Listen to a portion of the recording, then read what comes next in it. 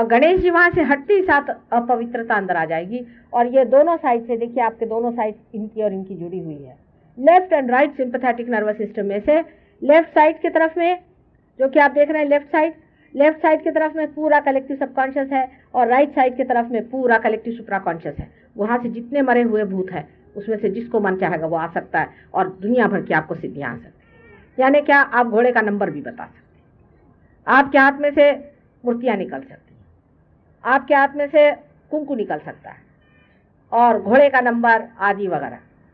अब मनुष्य को ऐसा भी सोचना चाहिए, क्योंकि अपने पास बुद्धि है, मनुष्य को यह सोचना चाहिए कि परमात्मा को क्या इसमें इंटरेस्ट हो सकता है कि हमें हीरे की अंगूठी दे।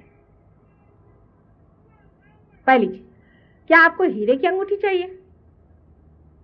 फिर नहीं चाहिए आपको तो फिर ली क्यों? और फिर यह भी सोचना चाहिए कि ऐसे हीरे के जो अंगूठी देने वाले लोग होते हैं ये अपने देश का सारा कल्याण क्यों नहीं करते थे? सब अमीर लोगों को जिनके पास बड़ी बड़ी गाड़ियां हैं उनको हीरा देने में क्या रखा? इसके बारे में भी कबीर ने बहुत लिखा है, नानक साहब ने तो पूरा एक चैप्टर लिख दिया। ये खेचरी आदि है, इस तरह की जो चीजें, शक्ल ऐसी बनाना, मुंह ऐसे खींच लेना, आतड़ियां अंदर ले लेना आदि जो फालतू की चीजें हैं, इस पर भी उन लोगों ने अनेक लिखा कि इससे थोड़ी भगवान मिलता है। लेकिन उनको कौन पढ़ता है? आजकल तो लोग रजनीश को ही पढ़ते हैं, क्योंकि भगवान का नाम लेकर के कोई कैबरे डांस देखने को मिले तो क्यों ना जाए, वो भी मुफ्त। मनुष्य की वृत्ति ऐसी हो गई, इसलिए ऐसा हो रहा है। तो जब हम ये सोचते हैं कि यह सिद्धि आ गई इस आदमी में, तो हम उसके चरण में जाने लगते हैं। जब उसमें जाने लगते हैं तो गणेश जी आपके अंदर लुप्त हो जाते हैं। ज्यादातर गणेश जी के लुप्त हो जाने से प्रोस्टेट ग्लैंड की बीमारियां तैयार हो जाती है। दूसरी साइड अब देख लीजिए, ये तो हम इंटेलिजेंस की बात कर रहे हैं, दूसरी साइड में क्या होता है। अब आप अभी एक साहब आए थे आज जी, बड़े अच्छे आदमी है, शुद्ध आदमी है, उन्होंने अपने यहाँ गणेश जी की पूजा की, गणेश जी को रखा है, उनको पूछते हैं सुबह शाम तक, और उनका जो है मूलाधार चक्र पकड़ा। एक साहब और हैं, हमारे बड़े भारी सहयोगी हैं, वो आए मेरे पास, बड़े भारी गणेश भक्त, उनका प्रोस्टेट ग्लैंड का ऑपरेशन होने वाला, संकष्टी का दिन था। तो मैंने कहा, मैंने तो कुछ पूछा नहीं उनसे, मैंने कहा बेटे लो चना खाओ, हमारा तो चना ही प्रसाद है, तो आप जानते हैं। तो दूसरे साहब साथ में थे, कहले इनके तो आज उपास। मैंने कहा उपास संकष्टी के दिन? किसने बताया तुमसे? कहले सभी बोलते हैं। मैंने कहा सभी बोलते हैं, पर सोचो दिमाग से कि जिस दिन श्री गणेश का जन्म, जिस दिन इस संसार में पवित्रता माँ लेके आई, उस दिन तुम लोग उपास करोगे? ये उसका क्या, तुम क्या कर रहे हो, आदर कर रहे हो क्या अनादर? जिस दिन कोई अपने घर बड़ा आदमी आता है तो हम लोग कितना जश्न मनाते हैं, ये खिलाओ वो पिलाओ, और जिस दिन श्री गणेश आपके घर में आए उस दिन सब लोग तुम उपास करते हो। कुछ विचार करो, वो दिन क्या उपास करने का है कि जश्न मनाने का?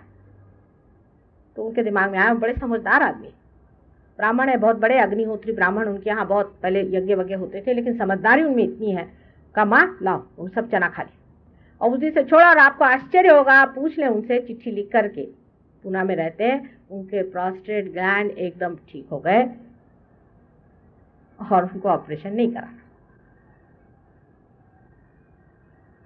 आदमी अगर बीचों बीच रहे, ज्यादा एक्सट्रीम पना नहीं करे तो सब ठीक हो। कौन कहता है आप अपना सरदर्द लो दुनिया भर का, मार आफत कर लेंगे, हठ योग में मार अतड़ियां निकाल के रख देंगे। अरे भाई क्यों करते? अभी यहाँ बैठे इनसे पूछो, अभी इनको 3 साल बाद ठीक किया मैंने, इनकी तो पूरी अतड़ियां ही मेरे सामने निकल आती थी। मैं तो घबराहट के इनको, मैंने कहा भैया 2 साल तू मेरे पास बता, जब तेरा ये बंद होगा तमाशा। वो ऐसे ऐसे कलांटियां मारते थे मेरे सामने कि कुछ पूछो नहीं। ये सब करने को किसने कहा है? अरे क्या पहलवानी करनी है कि सिनेमा एक्ट्रेस बनना है? आराम से रहो। हाँ, बहुत अति नहीं करो, बहुत ज्यादा खाना भी नहीं खाना चाहिए, भूखे भी नहीं मरना चाहिए, साधारण तरह से घर गृहस्थी के जैसे रहो।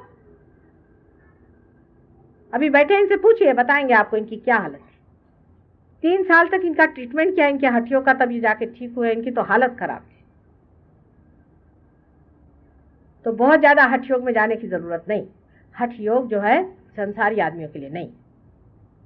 हठ योग तो जंगलों में जाओ, जहाँ कोई गुरु होते हैं, पहुंचे हुए गुरु होना चाहिए। ये गुरु घंटाल नहीं, ये लाए वो आपके क्या नाम उनका, मैं शिवानंद जी, उनका पेट इतना बड़ा था, वो हठ योग लेके यहाँ पहुंचे। क्योंकि ये लोग किसी गुरु के पास जाते हैं, कुछ हाथ नहीं लगता है तो बस आसन वासन लेके आए, पैसा बना। आसन तो 1/10 भी नहीं है हठ योग के। यमनियम, प्रत्याहार, ईश्वर प्रणिधान, मनन, कितनी चीजें उसमें है। उसमें से एक छोटी सी चीज है कि चक्रों की सफाई करनी, वो भी पता होना चाहिए कि कौन सा चक्र कहाँ पकड़ा है, कौन सा चक्र कहाँ पकड़ा है। वही चीज मंत्रों की भी है कि मंत्र का बोलना जो है वो भी, अब आपसे कह दिया कि ये तुम मंत्र जपो, आज एक ओंकार वाली आई थी, अरे भाई ओंकार तो यहाँ की चीज है। अब आपका पेट का चक्र पकड़ा, आप ओंकार ओंकार क्या कर रहे हैं, यही पकड़ जाएगा आपका। किसी ने बताया कि कृष्ण का नाम लो, ये हरे रामा हरे कृष्णा, सबको कैंसर ऑफ द वो हो रहा है, थ्रोट, सबको हो रहा है। सब मेरे पास आते हैं वहां से मार खाए, माँ हमारा कैंसर ठीक। अब आप सोचिए कि आज श्री कृष्ण का वास है कंठ में, सर्वाइकल प्लेक्सस में, आपको मैं कितने ही नाम बता दूं। अब मैं उनको क्या ठीक करूं। मैंने कहा आश्रम बनाने के जगह आप एक कैंसर हॉस्पिटल खोलो। अब नमरी भिखारी उस राजा के नाम पर भीख मांगते दुनिया भर में घूमते, इनको शर्म नहीं आती। ये सिर्फ भिखारी की जात है, हरे रामा हरे कृष्णा करते फिरते हैं, सारा अपना शुद्धि चक्र पकड़ लिया है इनका, कैंसर इनके हो रहा है। इनका कैंसर तो सिगरेट वाले से भी बदतर होता है। अब इनको कौन समझा, सबकी हालत खराब हो जाएगी। एक 4-5 साल में बहुत सारे कैंसर थ्रोट के पेशेंट्स हो जाएंगे, तब छोड़ें। उससे ऊपर का जो चक्र है, जिसे कि हम नाभि चक्र यहाँ कहना चाहिए, हालांकि उसके बीच में एक चक्र और पड़ता है। ये जो नीचे का चक्र दिखाया है, जिसको कि मूलाधार चक्र कहते हैं, इससे हमारे शरीर में, जिसे पेल्विक प्लेक्सस कहते हैं, वो कंट्रोल होता है। अब पेल्विक प्लेक्सस जो है ये ग्रोस चीज है, और इसी से हमारी जनन इंद्रिय वगैरह इंद्रिय हैं, उसमें भी 4 सब प्लेक्सस हैं। देखिए डॉक्टर भी इस चीज को जानते हैं, उसके भी 4 सब प्लेक्सस हैं, पर ये ग्रोस में बाहर है और सटल में अंदर में ये चक्र है। जैसे है कि सटल में प्राइम मिनिस्टर बैठे हैं लेकिन उनकी सेक्रेटेरिएट बाहर काम कर रही, इसी तरह की चीज है कि सटल में जो है गणेश बैठे हुए हैं, उनके भी 4 हाथ हैं, उसके भी अर्थ हैं, और उनसे जो कार्यान्वित है उस सर्वाइकल प्लेक्सस, पेल्विक प्लेक्सस है जो, उसके भी 4 सब प्लेक्सस है। सब जितने भी चक्र है उनसे चालित जो भी प्लेक्ससेस हैं, उतने ही उनके भी पंखुड़ियां हैं। उससे आगे आप देख रहे हैं कि मैंने बताया आपसे मूलाधार चक्र है।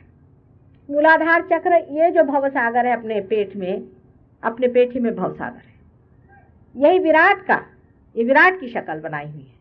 इसके पेट में जो भवसागर है उसमें भी एक चक्र है जिसे नाभि चक्र कहते हैं। यह भी सटल में पीछे की तरफ रीढ़ की हड्डी में है, लेकिन वो चालित करता है सोलर प्लेक्सस को। और ये जो भवसागर है सागर स्वरूप है, जो संसार के सारे सागर हैं इसी से बनाए गए, और यही गुरु का तत्व है। गुरु तत्व जो है ये जल तत्व है और गुरु का तत्व है, और इसमें ही दत्तात्रेय जो गुरु हैं, आदि गुरु हैं, वो बनाए गए हैं, और उनके 10 मुख्य अवतार हुए हैं। उसमें से राजा जनक, नानक, मोहम्मद सब एक ही तत्व के अवतार हैं। इसलिए मुसलमान और सिखों की लड़ाई बिल्कुल बेवकूफ की बात है। नानक साहब तो संसार में दोनों को एका करके आए थे, बाद में मुसलमान गधे हो गए और उन्होंने आफत मचा दी। और अभी भी जिस चीज को उन्होंने मनाही की थी वो दोनों ने ही एक की थी, बिल्कुल एक ही चीज है, 2 चीज नहीं, बिल्कुल एक चीज है। और इसका भी आपको प्रत्यक्ष है कि एक बार नानक साहब मक्के के तरफ में पैर करके लेटे थे, तो किसी ने कहा इधर मक्का है, इधर क्यों पैर किए, तो उनका अच्छा चलो इधर मैं पैर कर, उधर ही मक्का आ गया। जहां उनके चरण थे वहीं मक्का आ गया, तो अगर वो मोहम्मद साहब नहीं थे तो कैसे आ गया, सोचने की बात है, उसकी पहचान है। तो ये जो हमारा भवसागर है, इसमें जो आदमी बहुत ज्यादा कट्टर होता है जाति का, जिसमें कट्टरता होती है बहुत ज्यादा, वो आदमी पार नहीं हो सकता। मैं मुसलमान, मैं हिंदू, मैं फलाना, मैं ब्राह्मण, वो पार नहीं हो सकता। ये भवसागर का प्रॉब्लम है।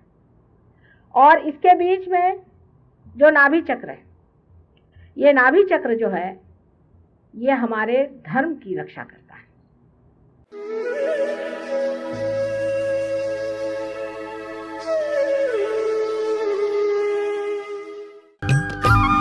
सब्सक्राइब कीजिए कुंडलिनी जागरण को और प्रेस कीजिए बेल आइकन को, जिससे कि आपको मिल सके हमारी लेटेस्ट वीडियो सबसे पहले।